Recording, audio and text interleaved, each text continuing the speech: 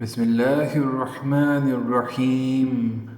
آمن الرسول بما أنزل إليه من ربه والمؤمنون كل آمن بالله وملائكته وكتبه ورسله لا نفرق بين أحد من رسله وقالوا سمعنا وأطعنا غفرانك ربنا وإليك المصير.